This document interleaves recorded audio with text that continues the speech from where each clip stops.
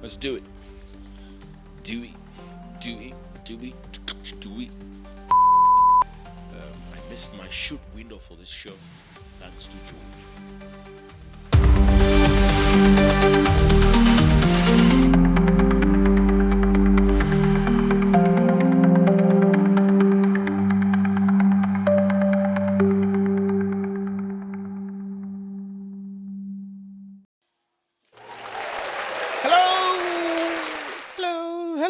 Hello. This thing doesn't have that feature, yeah? The echo. For echo. That's the thing. There's not one button that you can change effects, like to add your own. Ah. There's that thing. Hello. I'm pretty sure there's a way to download Hello. what you want. I see. Anyway. Welcome, ladies and gentlemen.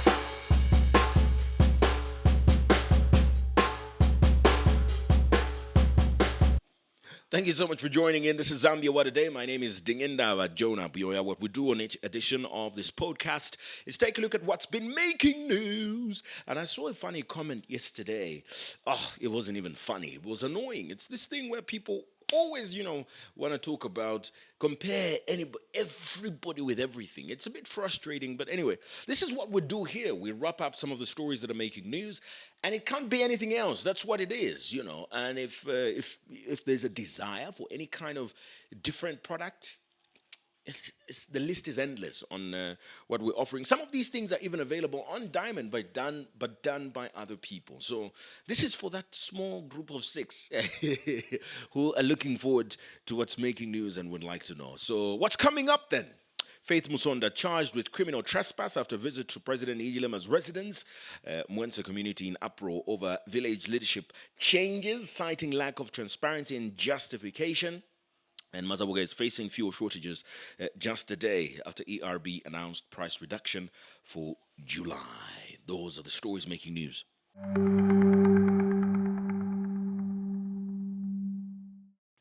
Let's start it off. One of the stories making news today, a bit bizarre, but it's Faith Musonda. She's back in the news, and this time around because she allegedly stormed what we fondly refer to as Community House. This is the official residence of President Hakainde Hichilema, and this was on Tuesday evening, the 1st of July. Is it the 2nd? Yeah. What was it? Tuesday was the 1st. Tuesday was the 1st of July. And this was in an attempt, she says, to see First Lady Mutinta Hichilema. Her lawyer, Charles Changano, confirmed the incident to Diamond News in an interview. Mr. Changano says that his client has been charged with criminal trespass, and he further dismissed claims that Ms. Musonda stormed Community House at about 1, but he says that it actually happened around between 20 and 21 hours, and she's yet to be granted bond as she awaits a court appearance. She's been charged with criminal trespass. King incident, Lusaka businesswoman Faith Musonda, today the 2nd of July 2025, allegedly stormed the Community House, which is the residence of President Hakainde Hichilema, and caused chaos. Police say she demanded to be attended to following the challenges that she has been facing. However, police at Community House intervened and restrained her before she could gain full access. We have interviewed her lawyer, Charles Changana, who has given us the details relating to the arrest of her client. Mr. Changana has disclosed that her client has since been arrested and charged with an offense of criminal trespass. It's been a very busy day for you. I mean, we're here in the morning and you did, confirm the arrest of your client. Just tell us, what has happened so far? So far, my client has been arrested for criminal trespass, which is contrary to section 306 of the Penal Code. That is the offense they have given her for going to the Community House. So that's the offense which is there. Since morning, we have been at the police headquarters, and we even went to command center where they interrogated her. And now we have come to the final destination, which is Woodlands Police Station here. So they have charged her. Has she been, given a bond? We know that this particular offense is bondable as well as bailable. This is the issue we are fighting here. Our officer here is saying she waits for instructions from police headquarters for her to guarantee that bond. But from the look of things, we have tried to ring the officer in charge, crime one. There is no response. It means she will have to sleep here. So we don't know their further investigations. Counsel, are you able to disclose to us the motive for your, client to storm or allegedly storm Community House? According to her, she was merely seeking appointment with the former First Lady. That's the information I can give as of now, according to what she has stated. So that's the only thing. In 2024, the Economic and Financial Crimes Court forfeited to the state Ms. Musonda's properties worth over 21 million kwacha, which were reasonably suspected to be proceeds of crime. The properties became a subject of investigations after she failed to disclose her possession in an agreement entered with the Anti-Corruption Commission. This was after Ms. Musonda was in 2021 found in possession of 65 million kwacha, 57,900,000 United States dollars, and a house in New Kasama worth over 6 million kwacha, suspected to be proceeds of crime, which were subsequently forfeited to the state. She then entered into an agreement with the Commission to surrender the said assets in accordance with Section 80 of the Anti-Corruption Act number 3 of 2012. The Act provides that a suspect who enters into such an agreement give a full and true disclosure of all material facts relating to past corrupt conduct and an illegal activity by that person or others, and also voluntarily pay deposit or refund all property the person acquired through corruption or illegal activity. However, investigations established that Ms. Musonda did not comply with these provisions, as it was revealed that she was also in possession of other properties which she did not disclose. Following the investigation by the Anti-Corruption Commission, a non-conviction based forfeiture application was made at the Lusaka High Court before the Economic and Financial Crimes Court, which led to the forfeiture of some of the properties belonging to Ms. Musonda. Darius Jonya, Damo News. So the thing is, if you know what's been happening is she's had a lot of her property seized and some of it forfeited to the state, but she's got some pending cases actually, and some of the property that has since been seized has not yet been forfeited to the state, and I guess it's not clear yet, but perhaps trying to reach out to the First Lady to find a way, I guess, of dealing with all of this, but. Yeah, the whole thing is really bizarre, and it's unusual. It's really unusual. This whole thing. I don't think it's a very common thing that happens. But I guess it's strange. Apparently, she had an appointment. Yeah, and she says that she had an appointment. That's what she told the security.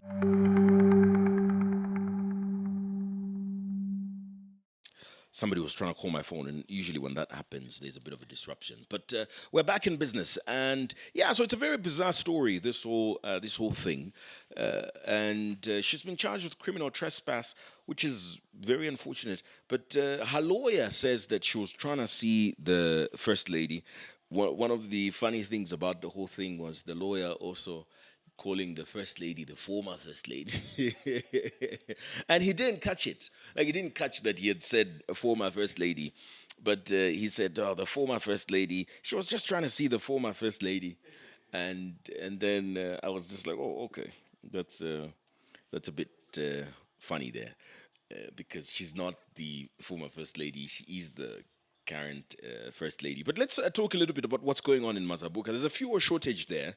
It has hit the district in Southern Province, and this is just a day after ERB announced a reduction in fuel prices for this month of July. Petrol, as you may be aware, has been lowered from 31 kwacha 36 ingwe to 28 kwacha per litre. But motorists in Mazabuka are finding it difficult to benefit from this reduction due to limited supply. At the moment, only one filling station in the entire district has fuel, and this is leaving many drivers stranded and expressing frustration over the disruption to delay activities and transportation. It's not clear exactly what is causing this fuel shortage because the Energy Regulation Board is yet to respond to a press query on this development. Mazabuka District in Southern Province is currently experiencing a fuel shortage, with only one filling station reportedly having fuel available. Drivers who spoke to Damo News this morning expressed concerns over the situation, citing major disruptions to daily activities and transportation. There's a fuel shortage in Mazabuka, and this has greatly affected us. As you can see, the lines that we have, it's only on one fuel station, which is Karan. The rest of the fuel stations do not even have petrol. It's just diesel. So this is a great challenge for us as residents of Mazabuka. Businesses are going to be slow because most of the vehicles we have petrol run. So it's a great challenge for us. We are saddened to see the petrol is reduced, but we don't have it in our communities. ambachezoona fyo Mazabuka yavuta fyo Mazabuka kwambira mazo siku ibefe na kusebenza mwesebenzera business so ndiye pali problem Mazabuka muno so at least ngati kutandiza batandiza government ifyo ionekere Mazabuka wasati fyo pamene yabwerera fyo and then yambo shota machari ma filling stations yasebenza bwana. Meanwhile, despite the ongoing shortage, some drivers welcomed the recent fuel price reduction by government. They noted that the move could help ease the cost of living and potentially contribute to broader economic improvement. And efforts to obtain comments from managers at the affected filling stations were unsuccessful, as phones went unanswered while others were off. Helga Chubwe, Damo News, Mazabuka District in Southern Province. Early indications of this that it's a logistical problem that is being experienced in the area and is not directly related to the fact that people were panic buying or anything like that. It's a logistical problem that should hopefully be resolved soon. But obviously, you know, people are not happy about the fact that the time when the price of fuel has been reduced is when they have to endure all of this disruption. So there's that about what's going on in Mazabuka. But let's quickly take a look at another interesting story. That's and I want to start. Which one should I start with? The good news or the bad news? Let me start with the bad news, depending on how you look at it. I mean, at the end of the day, just any increase in paying for any tax is not great news for citizens. The government at the moment is experiencing a shortfall in their budget. So they need a supplementary budget, and this is for them to be able to increase on revenue. So government has basically announced a wave, if I may, of new proposals with regards taxes, and these are targeting alcohol, betting, cigarettes, what they are calling sugary drinks, which are also non-alcoholic beverages, like the one you're having right now, George, imported ones, and investment earnings, as part of efforts to raise domestic revenue for its 33.6 billion kwacha supplementary budget for 2025. These are ideally supposed to take effect in this month of July, and this revenue must be raised between July and December 2025 to be able to meet the 2025 national budget. The Minister of Finance and National Planning, Dr. Stumbeko Msokotwane, presented the proposals to Parliament, and this was last week, on Thursday, and this was alongside the supplementary estimates number 1 of 2025, which was today. He stated that the measures are intended to strengthen domestic resource mobilization without resorting to excessive borrowing, although it is important to mention that borrowing is in fact going to happen. He expanded the supplementary estimates before Parliament today, and among the standout proposals is a plan to increase excise duty on spirits and wines from 60% to 80%. Why are you shaking your head over there? It's because you love your spirits and wines. Well, you've got to pay 20% more, which is now a total of 80% on excise duty, and to revoke the current 40% excise duty suspension on clear alcohol, which is your beers, and replace it with 50% excise duty. So there's been a suspension on clear beers, but now this is going to be removed, and the people are going to have to pay a 50% excise duty. In addition to excise duty, there's cigarettes, which will rise from 452 kwacha for 1,000 sticks to 750 kwacha for 1,000 sticks. This is typically known as sin tax, which is on alcohol and cigarettes. But the betting industry also is going to see an increase in the tax by 10% on excise duty on betting services. And this is government that is trying to formalize and tax the sector more aggressively. Soft drinks, importation of these, which are also regarded as sugary drinks, is going to double from, which are non-alcoholic beverages, by the way, from 1 kwacha to 2 kwacha per liter. So there's this also. And investors in government bonds have not been spared as well. The ministry is planning on raising the withholding tax interest.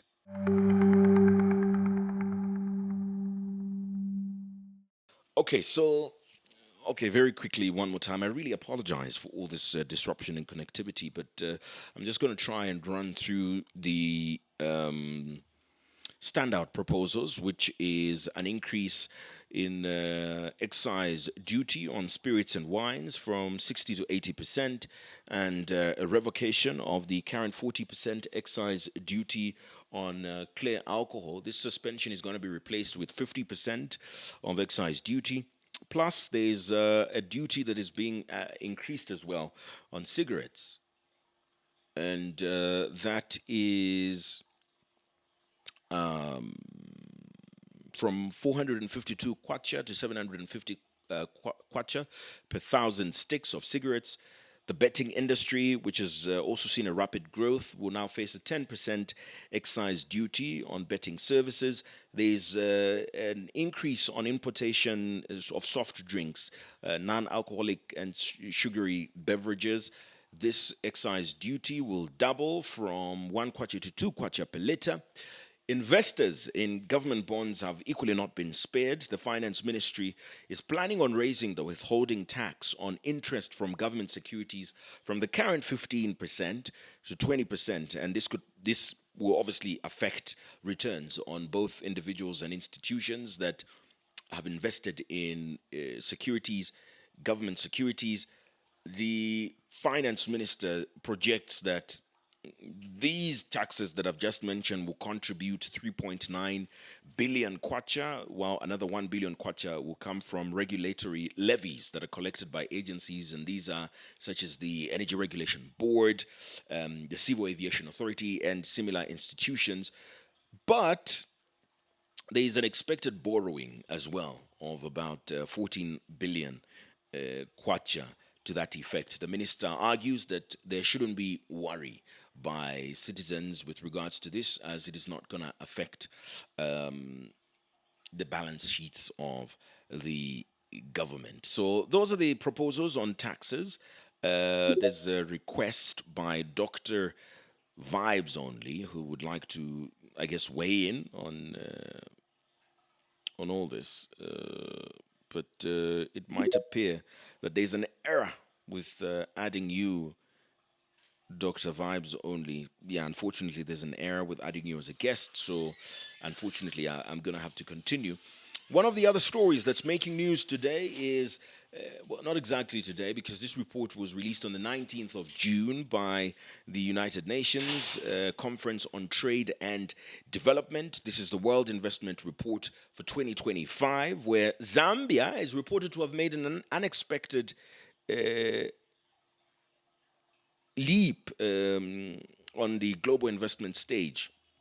And this is according to this report. So the country, as we know, has been struggling with foreign direct investment, and these figures have not been great. So it recorded one of the strongest turnarounds among developing economies, and this has been driven largely by renewed interest in the copper industry and also budding digital infrastructure. Zambia has actually been cited as a good example of digital infrastructure alongside Rwanda and Malawi in this 2025 report.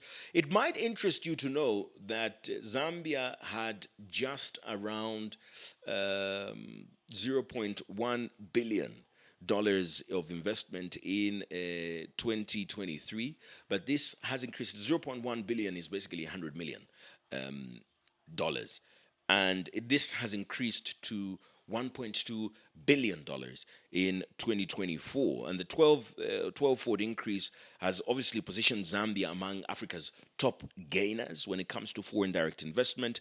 The report is attributing this spike to rising demand for minerals, and this is especially copper, and it remains the central to green technologies such as electric vehicles and renewable energy storage.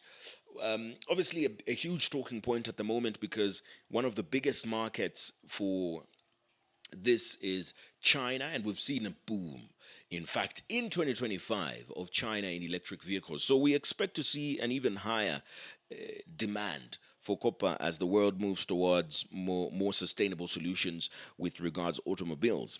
One of the year's most prominent deals of 2024 was the $1.1 billion acquisition of the majority stake in Mopani copper mines by UAE-based Delta Mining, which cemented Zambia's return to global investor radars. So the investment is particularly important against the backdrop of a wider global downturn. That's one of the things you need to know, that the world has actually been going down globally when it comes to developing countries and investment that's been going into these countries. So Zambia has, on the other end, been going up. And as you know, we spoke quite significantly about this IRH investment in the mines. So, like I said, Zambia has been singled out, along with Malawi and Rwanda, among the only LDCs that are, and by LDCs, that means landlocked developing countries,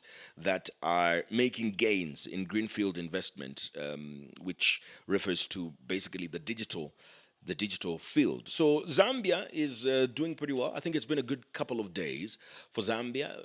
We've been making news for the right reasons. It's good for cleansing, because we were making news for the wrong reasons just a few weeks ago. We probably will be making news for the wrong reasons as well. It's the 3rd of July coming up, which means that Zambia is going back to court through the Attorney General to talk about the remains of former President Edgar Lungu and their repatriation to Zambia. The Attorney General is going to be arguing as to why these remains must be repatriated to Zambia. So you rested for a bit from this story, but it's just about to come back into the mix of things. Oh, that's a lot of talking. I'm as exhausted as a horse. Do horses get exhausted? They do. I was about to say they're human. But they do get exhausted. But wrapping it up, let's talk a little bit about taxi drivers. The ones in Livingstone are happy with the drop in petroleum prices, and they're hoping for stable business. But the operators are a bit divided on the cause for reduced prices, and they're saying that it should be important for us to put into consideration all considerations before the price is dropped. Taxis are a common form of transport in Livingstone, and current fare prices stand at 15 kwacha for all town routes, with an exception of Victoria Falls and Kazungula, which stand at 20 kwacha and 100 kwacha respectively. Motorists are excited with the new petrol pump prices, although they hope for another reduction, proposing a 3 kwacha slice in the coming review. Government, LPND, vabereka. Ambo petrol, it's no 145 liters. Somewhere and the got to Chiromba, we have to link it down. At least of transport into the cheaper, transport to a good supply. At least my customers in Zimbabwe. Nakugaisa kufika ninakwenda kuzatuma balansa ufasana miwashi kashinga kuri barama mota tewaraifuriza ubebera wote. Meanwhile, the transporters are relaxed to commit to fare reduction talks. So to imply that passing the government, they want to say now what we do 28. You know you want 28 for how long? What we have to we reduce those maganasi ama prices ama fares ama transport. Otherwise, you know, you pay endera this time you know about kwa kwenyu na huko na udara kwenyu. We are told by the government to charge the prices that we're charging now. So if the government also wants us also to reduce, we are waiting for them to advise on that one. So it's not a personal thing, it's a government which gives us directives. Gabriel Jasasmova, Diamond News, Southern Zambia. And it sounds quite similar with what the Bus and Taxi Drivers Association was saying. Increasing fares, reducing fares for certain vehicles propelled by petrol, but the ones for diesel, not much because they haven't met the threshold. That is really strange because nobody really cares what engine the bus they're boarding is being propelled by. And it's, I guess it's a loophole that has been found as an argument for all of this. I don't really get how this is going to work, but I guess that's what you get from economics as a science that's got so many theories. That's why some people argue that it's a pseudoscience. But yeah, those are some of the stories making news. Thank you so much for joining in, and we continue giving you updates on the leading news events of the country and sometimes the world. And that's just about it. My name is Dingindaba Jonah Buyoya. Adios, amigos.